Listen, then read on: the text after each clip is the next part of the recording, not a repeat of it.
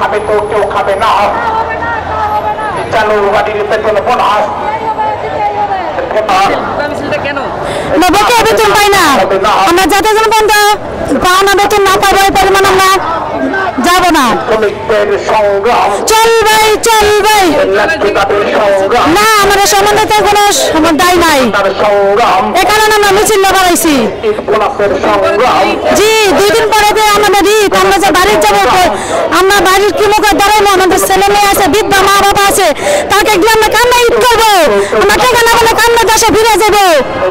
আমাদের পোলাপান দেশে দিয়েছি, ঈদ 2 দিন পর ঈদ, মার্কেট করতে পারি না, আমাদের ষড়যন্ত্রের কোনো খবর নাই না, প্রশাসন কোনো খবর নাই না, এ কারণে আমরা মিছিল শুরু করে দিছি।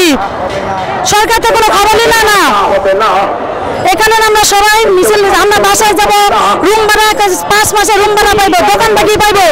আমাকে যে 2 টাকা দিছে, 2 টাকা আমাকে খাবার চুলা দিছে না, যা তার ভাড়া দিছে, আমাকে 2 টাকা নিয়ে আমরা কি করবো? 6000 টাকা দিয়ে একটা শ্রমিকের কি হয়? এই কারণে আমরা রাস্তায় নামে গেছি।